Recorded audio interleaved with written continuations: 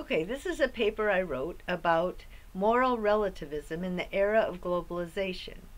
And relativism is a big issue today. There are developed countries in Europe where relativism is assumed to be the one and only one truth, which is kind of ironic. But and there are developing countries where intellectuals want to move in that direction. And then there's a reaction against moral relativism. And so, in this era of globalization, as of 2015, there's a big culture war between relativism and absolutism. I'm going to argue also, I'm taking the position of Ruth Benedict as she articulates in a small argument. I'm not covering everything she said. She might have changed her mind. There might be, I'm sure there are 32 flavors of relativism, probably many more than that. I'm just giving a basic archetypal type of argument and then my answer to that argument. And I'm comparing it to, or in my mind, I compare it to Socrates' conversation with Protagoras in the Protagoras dialogue, and then also later on he refers to moral relativism. And when Protagoras, in the middle of the dialogue, starts saying the good is relative, Socrates wants to leave because there's no rational argument. You can't engage in dialectic if you think everything's relative, because dialectic presupposes that the things you say either refer to the outside reality or they don't. And so they're accountable to reality. There is a reality that needs to be understood, and our words should be accountable to it. We can use words that would lead us to the intuitive insight, but the insight is about the nature of reality. We don't invent that. And as soon as Protagoras says there is no good, then language is just social construction, and all you have is a boxing match. And whoever gets hits the hardest wins, or gets the most applause, or gets the majority to vote in their favor, is the winner of an argument. So Socrates wants to get out of there, and then they have a conversation about what they should do about it. But anyway, and that was part of the fall of Athens. When Athens had that wonderful society and then they lost it, in Plato's Academy, people were asking, how did they lose it? And Plato just shows all the different sectors of society and how they got corrupted. Now, there isn't any direct cause-effect, as in the sciences the standard sciences, where there's one cause and one effect. And in general, in these holistic systems, which culture is a holistic system, moral relativism was neither necessary nor sufficient for the fall of Athens, but it was a contributing factor. It was part of it. Educated elite, the teachers of young people, were advocating relativism, and so then they were teaching the only reality then is who has power and who doesn't, or money. And so the tool of education, the best kind of education, is rhetoric, persuading people so that you can do what you want to do and you can achieve whatever goals you set for yourself. If everything's relative, everyone sets their own goals, but in order to achieve them, they have to be able to manipulate and convince other people. So Protagoras did teach persuasion, the art of persuasion, and he called it the education of a gentleman. And he was the first one to start charging for it and to professionalize sophistry. And Plato's showing that that was the beginning of the decline of Athens, that was one factor. And there's two students of Protagoras in the dialogue. One of them, Hippocrates, worships Protagoras, and he's having trouble controlling his household. A slave has run away. So there were that kind of young people who were just kind of standard Athenians, and they learned relativism, and they sort of, I guess, went on with their lives. But Alcibiades was also there, and the best and the brightest, the guy who had the potential to do the greatest good or the greatest evil, learned this skill of rhetoric, and he used it to get the Athenians to go to Sicily, and then he betrayed the city to Sparta. So Plato's showing that this tool was incredibly dangerous to put into the hands of the ones who could go on to gain power, to become tyrannical souls and wrap the city around their finger. So Protagoras is blind. He denies the negative effect of his skill that he's teaching on to the future of Athens, and he really believes he's well-intentioned, like a tragic character, and he believes he's just providing this service that other people want. He doesn't charge them. They pay what they think his lessons were worth.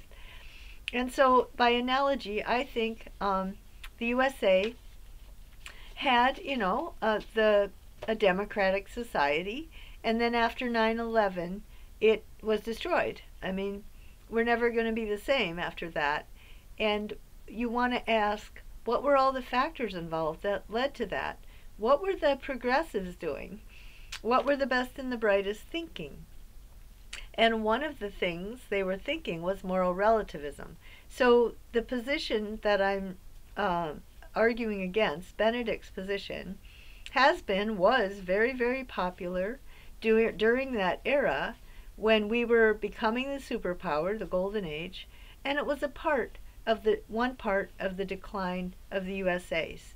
And I also want to say that in countries that are developing and developed countries, everybody needs to re-examine relativism, and I think my argument needs to be considered by everyone who has an idea of how to nurture international civilization in the era of globalization.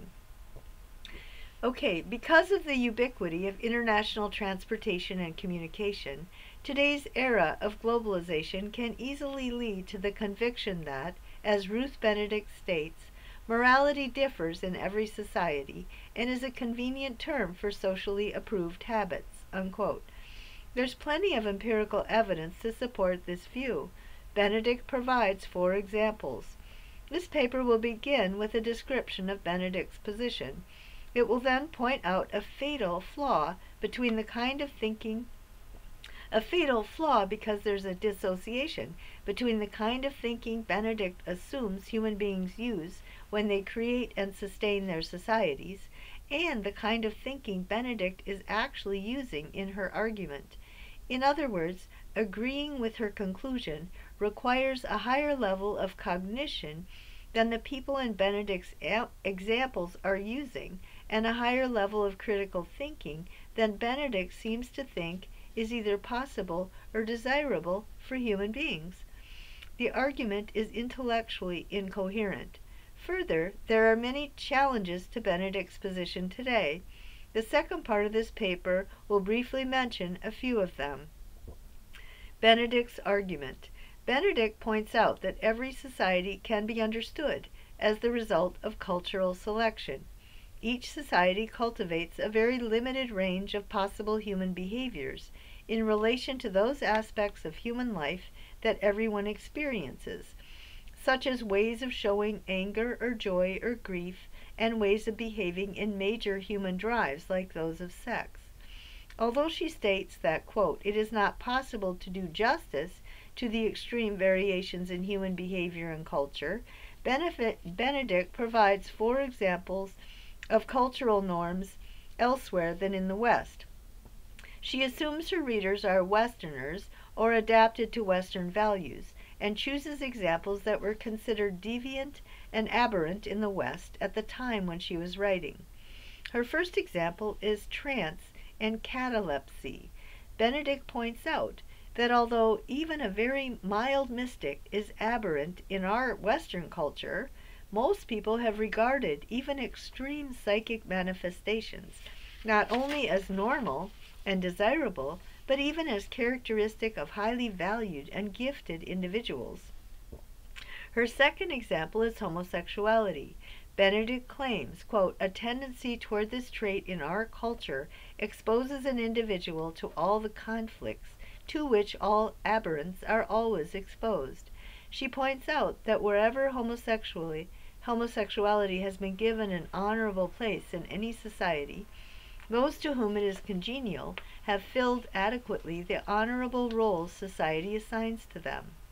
She describes some American Indian tribes who had what we call the institution of the Berdache, men/women who at puberty or thereafter took the dress and occupations of women. In Siberia, homosexuals were honored as having a supernatural power.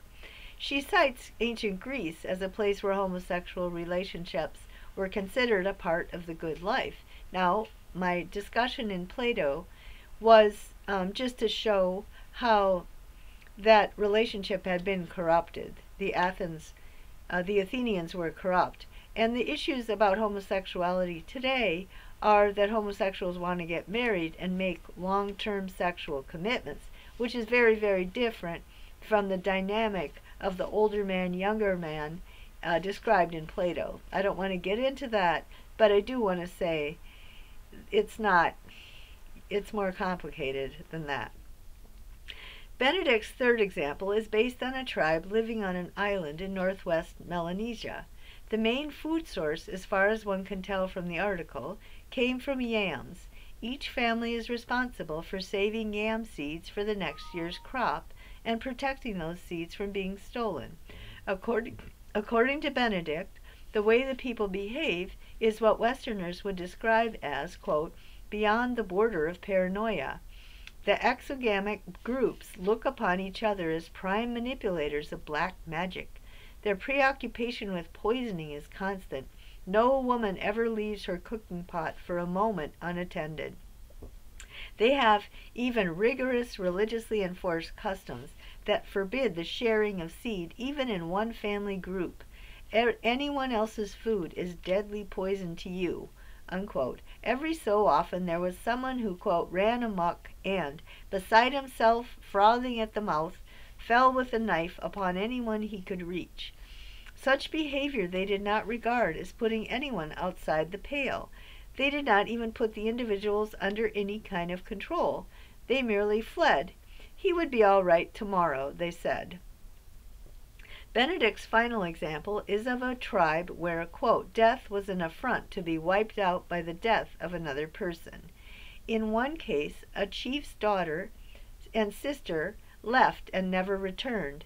The chief gathered his warriors and asked them, who shall wail? Shall I do it, or shall another? They gathered at a war party, who set out and found 7 men and 2 children asleep and killed them. Then they felt good. In a similar case, the son of a chief died. The chief goes visiting wherever his fancy dictates, and he says to his host, my prince has died today, and you go with him. Then he kills them. In this, according to Benedict, he acts nobly because he's not been downed. He's thrust back in return. Death, like all the other untoward accidents of existence, confounds man's pride. It can only be handled in the category of insults, unquote. Because these behaviors are considered abnormal and immoral in the West, Benedict chooses these examples to prove that, quote, normality, in short, within a very wide range, is culturally defined. It is primarily a term for the socially elaborated segment of human behavior in any culture, unquote. Since the range of possible human behavior is so great, she goes on, every society, beginning with some slight inclination in one direction or another, carries its preference farther and farther, integrating itself more and more completely upon its chosen basis and discarding those types of behavior that are uncongenial. The behaviors selected for are considered normal. A normal action is one which falls well within the limits of expected behavior for a particular society. Each culture is a more or less elaborate working out of the potentialities of the segment it has chosen, unquote. Benedict uses the second example to make another point. First, although, quote, most individuals are plastic to the molding force of the society into which they are born, empirical evidence also shows that differences of temperament occur in every society, and that these temperament types are very likely of universal recurrence. In her second example, one man belonging to the tribe focused on protecting its yam seeds was, quote, of sunny, kindly disposition, who liked work and liked to be helpful. The compulsion was too strong for him to repress, unquote. Although such a disposition would be rewarded in the West, within his tribe, quote, men and women never spoke of him without laughing. He was silly and simple and definitely crazy.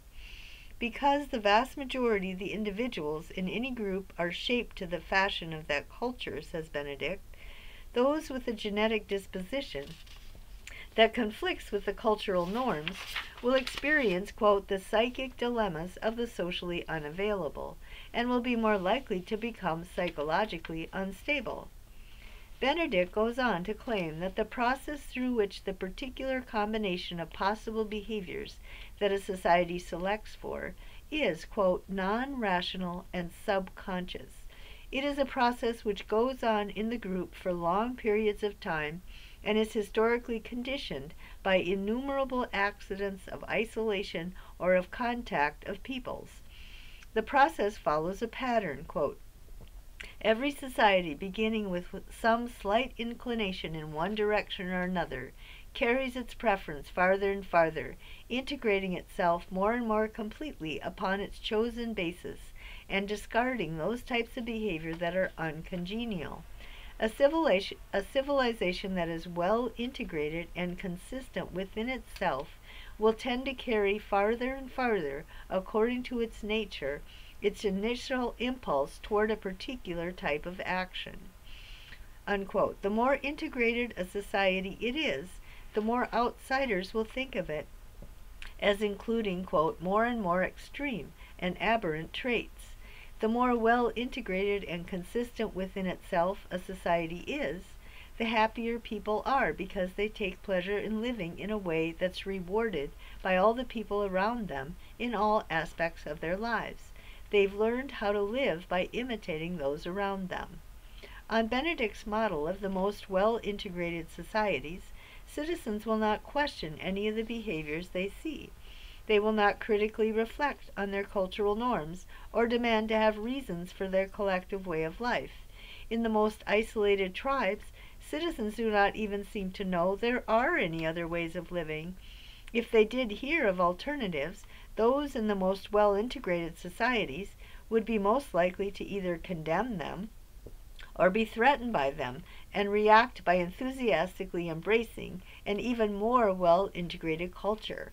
The more integrated a culture is, the more its citizens will consider any alternatives or changes as, quote, extreme and aberrant, unquote.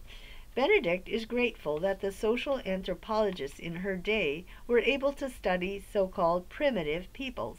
In the tribe she describes, quote, there have been sufficient isolation to give opportunity for the development of localized social forms.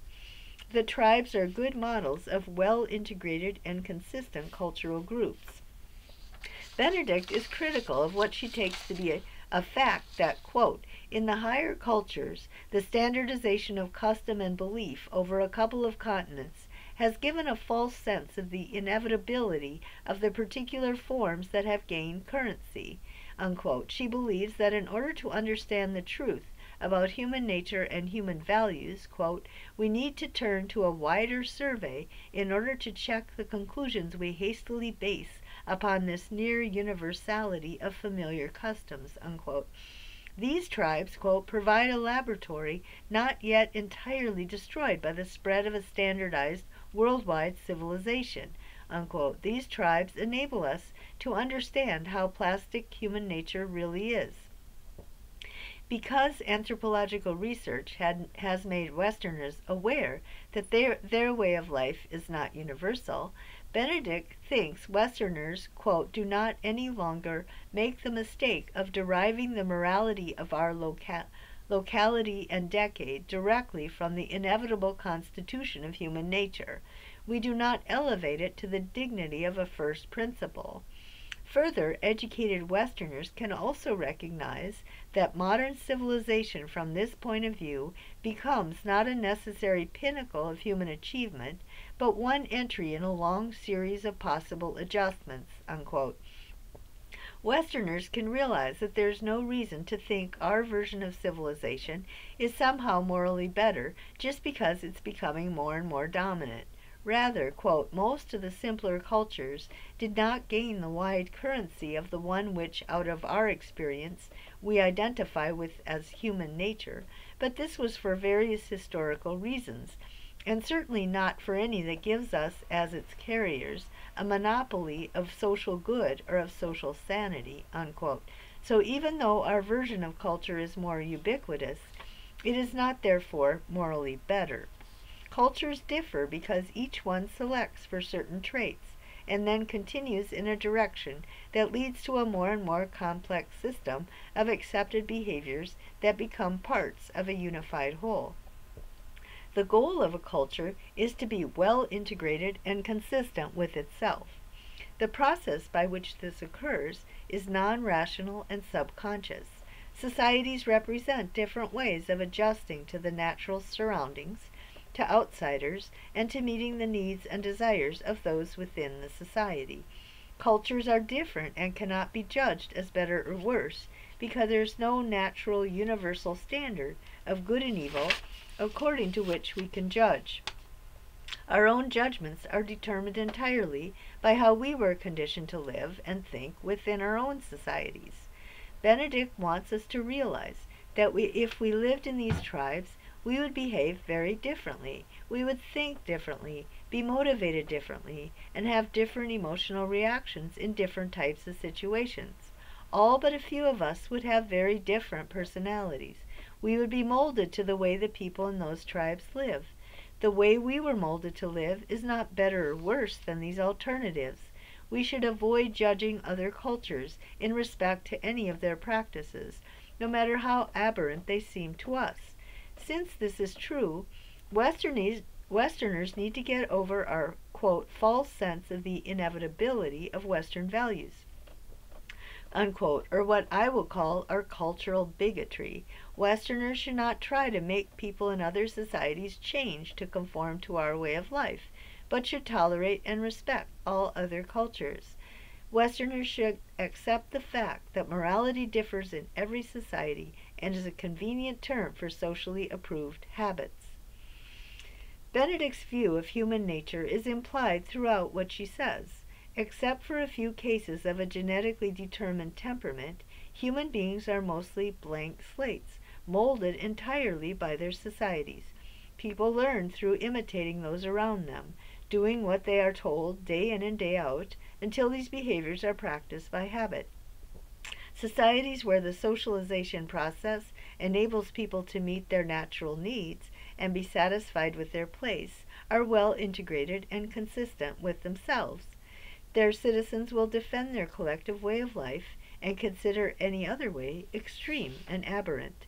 Given Benedict's assumption that people are happy when they're well adapted to a society that's internally consistent, what way of life should Benedict adopt that nurtures and promotes this view?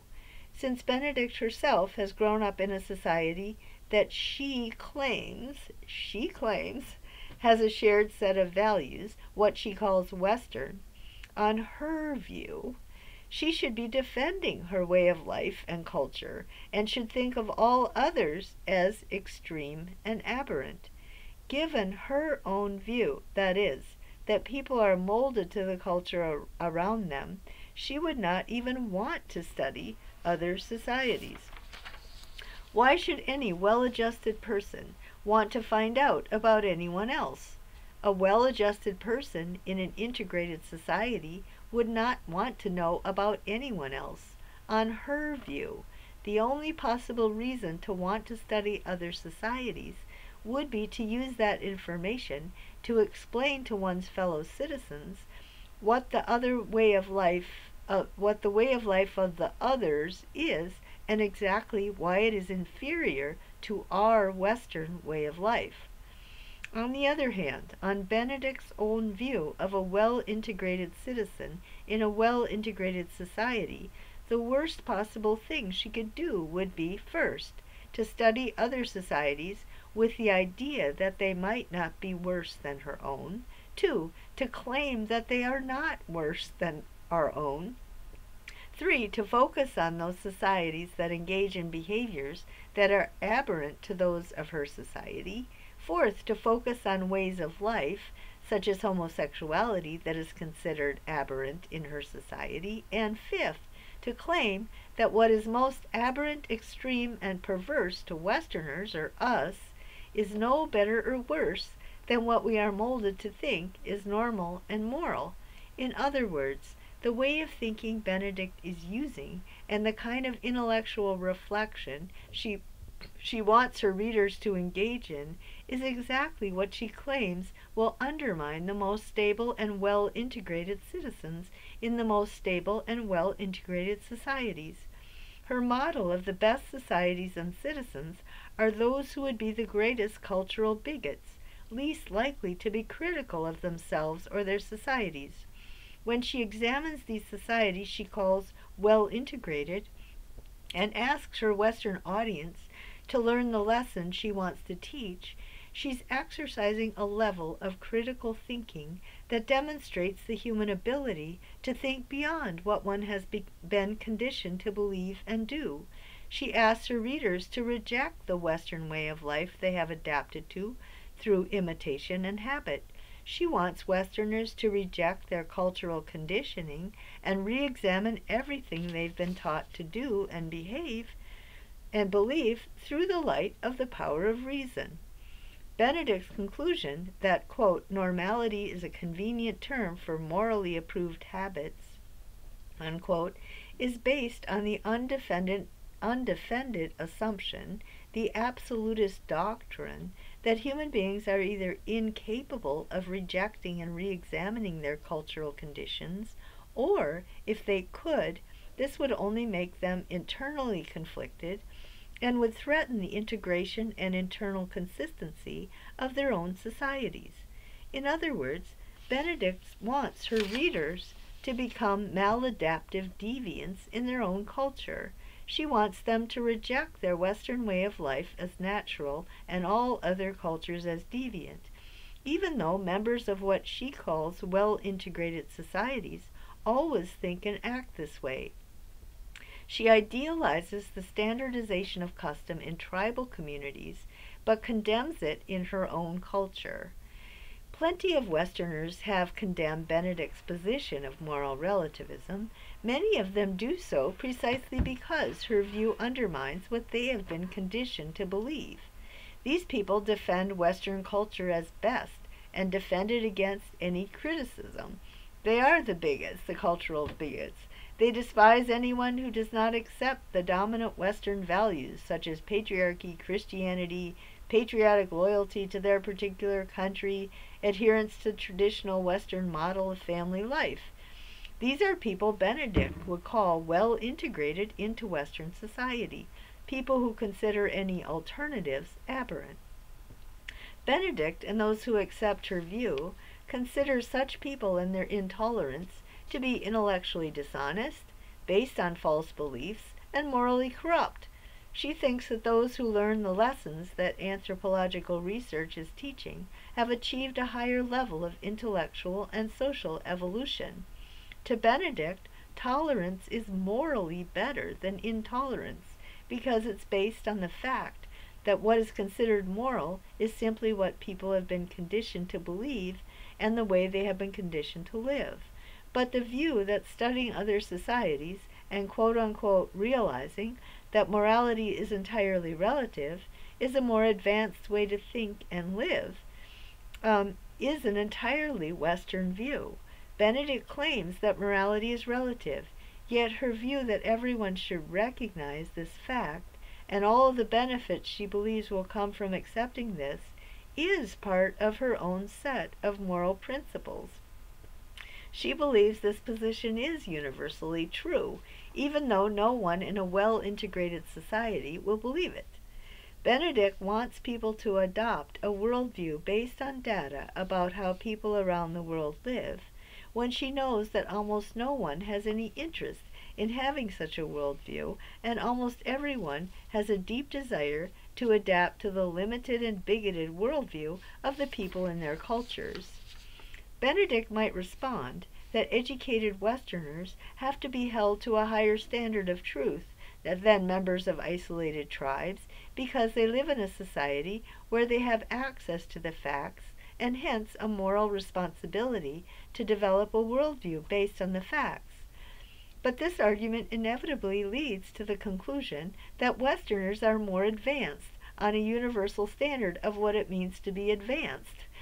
That is, to have more access to facts and therefore can create a worldview based on the universal truth about human life and the human condition. But if Benedict wants Westerners to be exposed to the facts and to get over their cultural superiority complex, and develop a worldview that's based on the facts, why would she not also want people in other cultures to also develop a more comprehensive worldview based on the truth?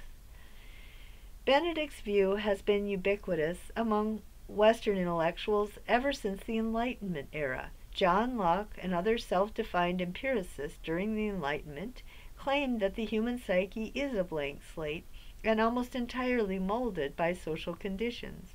At the same time, Westerners colonized the rest of the world because they thought they were bringing civilization to the primitives.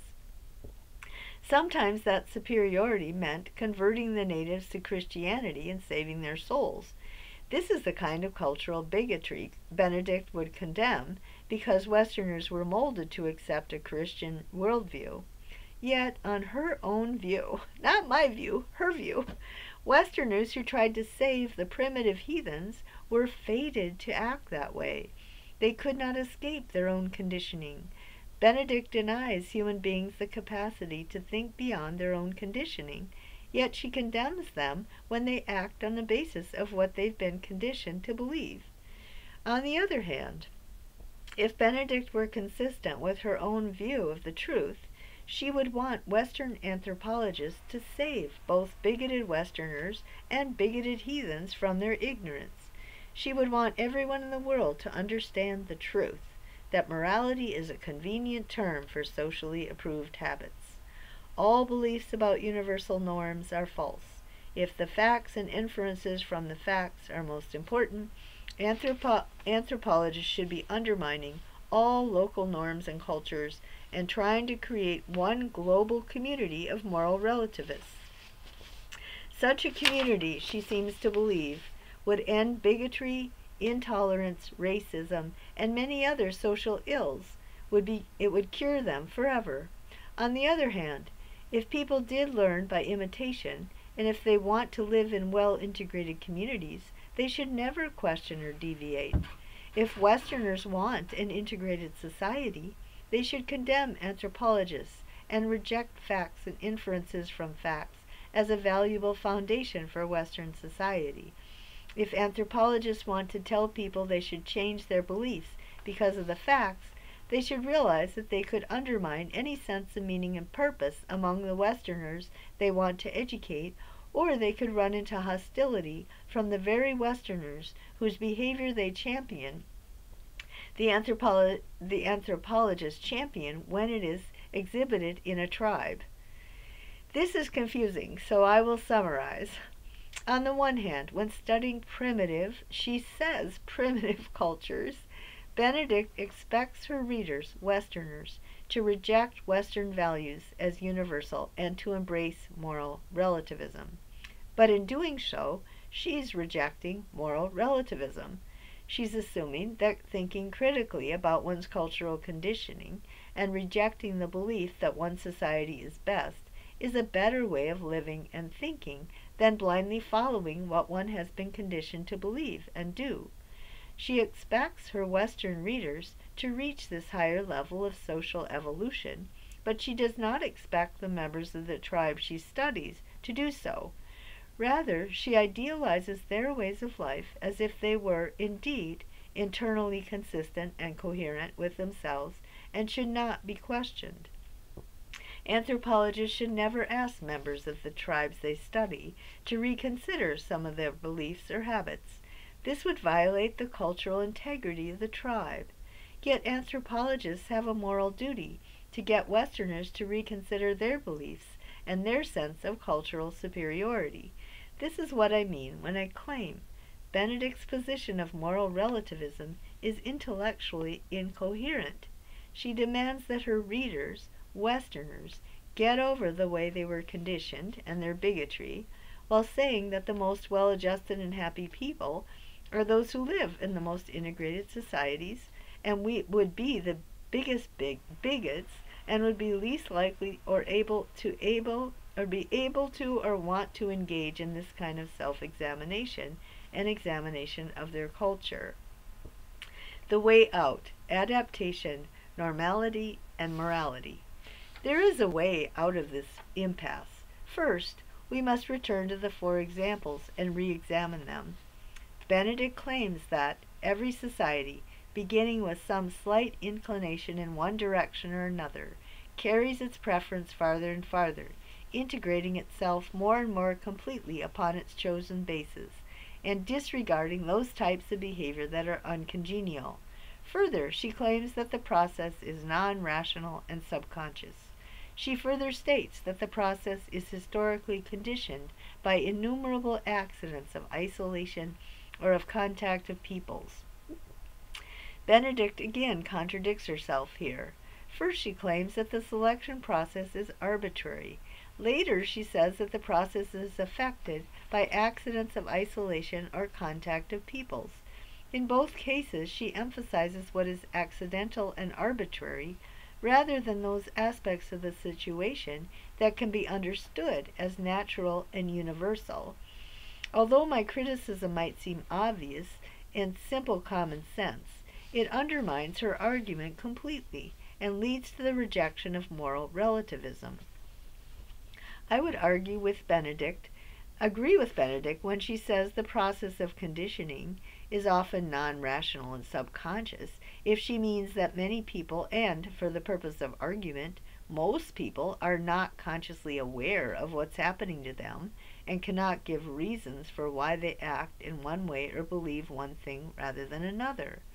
But I reject the claim that the process is non-rational if that means there's no reason for the behaviors exhibited in a culture, why the conditioning has gone in one direction rather than another. I would argue, on the contrary, that there are reasons in the form of ultimate limiting conditions within which cultures make their selections.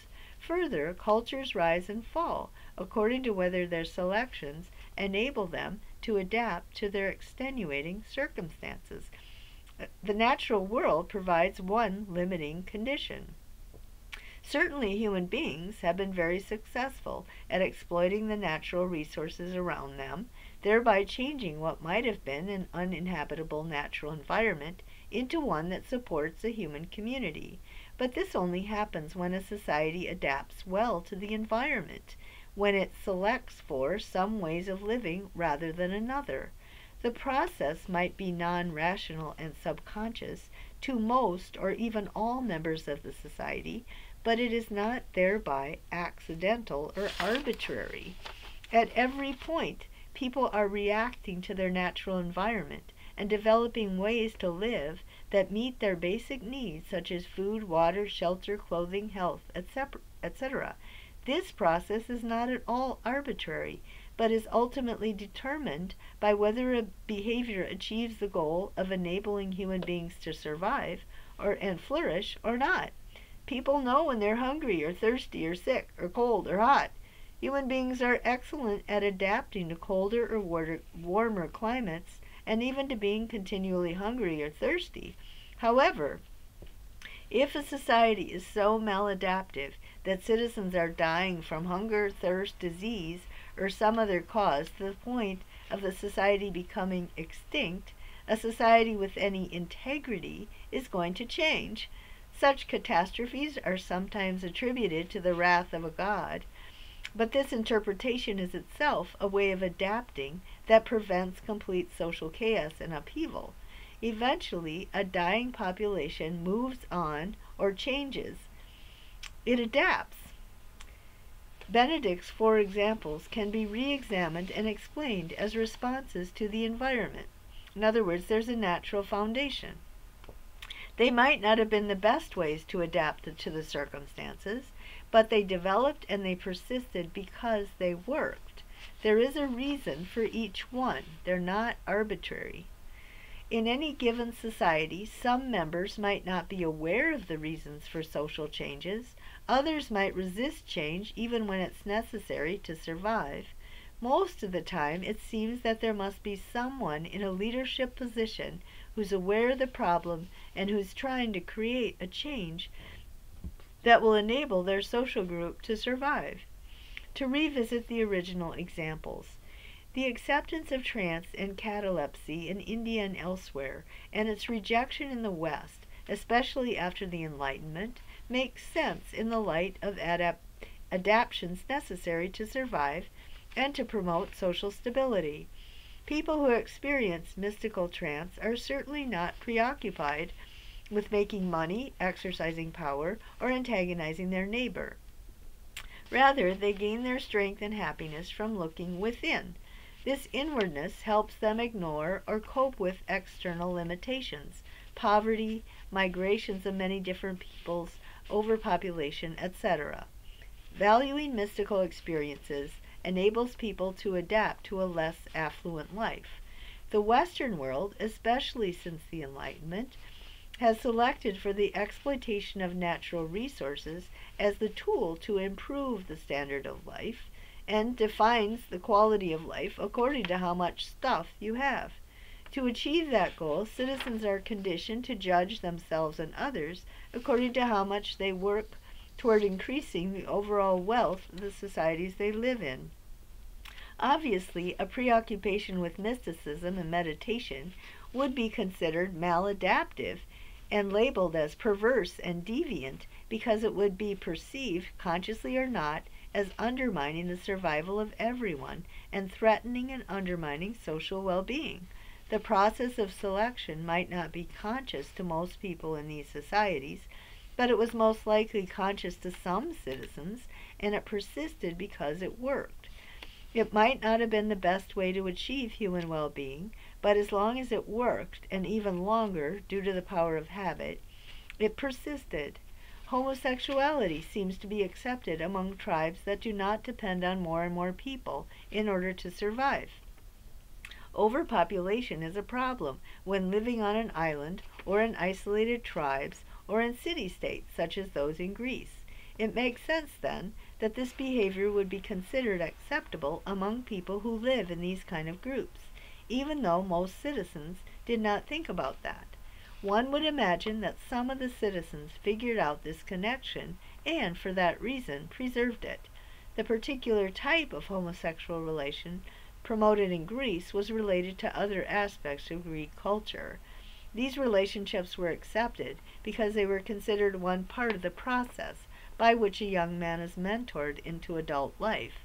Acceptance of homosexuality, therefore, was not arbitrary in any of the societies where it occurred. The paranoid behavior among members of the tribe Benedict studied can also be explained by what was necessary to meet a basic need, the need for food. From what the reader can tell, preserving the yam seeds for the next growing season is absolutely necessary to survive. Since it seems that this tribe has very few alternatives, it's natural that paranoia about someone stealing one's yams would grow and grow, even having a mental breakdown occasionally. The man who ran amok would be understandable and acceptable. The behavior seems aberrant to Westerners today because it would be completely maladaptive in our society. Our society would break down if people were that paranoid. Since our society is based so much on material prosperity, we continually interact at many different levels based on our place in the complex economic system we have developed. These cultural differences, then, are not arbitrary. They're based on each society's ability to adapt to circumstances and to create a culture that promotes survival, in this case the food source, social stability, and citizens' loyalty based on their sense that they can thrive best within the context of the social group. The example of headhunting is also easily explained in the circumstances. I disagree with Benedict's interpretation of the meaning of the practice. Quote, "Death, like all the other untoward accidents of existence, confounds man's pride and can only be handled in the category of insults." Unquote. Benedict's examples are of two tribal chiefs whose close family members were killed. Since events make it clear that the chief is not all-powerful, that he can be victimized by outsiders or by extenuating circumstances, this can be very unnerving to the members of the tribe who want to believe their chief is all-powerful. In order to maintain a sense of security and belief in the power of their chief, the chief must show his power by killing someone else. He himself would be upset by the affront to his power and would feel better after asserting himself. But his behavior is not just about him. It's about his role in the society and the trust everyone else puts in him. This is, but who's Benedict to say what the cause was? That's total projection on her part. Another example would be a war dance. On the one hand, scientifically speaking, poking holes in a voodoo doll that represents the enemy and doing a dance that condemns him will not lead to a victory, but the ritual is designed to give the warriors a fighting spirit, to take away their fear of death, which is more likely to actually lead to success. So the war dance might, in fact, lead to victory and would certainly increase the probability of victory. In a similar way, headhunting does not prove the chief is all-powerful, and it does not make him more powerful, but it is part of the culture because it makes him feel confident and will enable him to act boldly. It gives the members of the tribe confidence in him, so they are willing to work together and be unified under his leadership. A tribe has to be a tight unity because of the continual threats to its survival. The omission of cultural adaptation to the natural environment, even when the examples lend themselves to such an interpretation, undermines the legitimacy of Benedict's or any defense of moral relativism. If adaptation is a better way to interpret the difference between cultures and the entire process of cultural selection, then this process is not at all arbitrary, and morality has a natural foundation. There is an objective standard for evaluating why societies are different, why they select for one set of traits rather than another, why they continue to select in one direction rather than another, why they either fail to change when circumstances change and they die off or flounder, or why they adapt and change and flourish as a result of the changes. Every adaptation can be evaluated as better or worse depending upon its consequences for human well-being. And the next section of the paper will be about Aristotle and human well-being.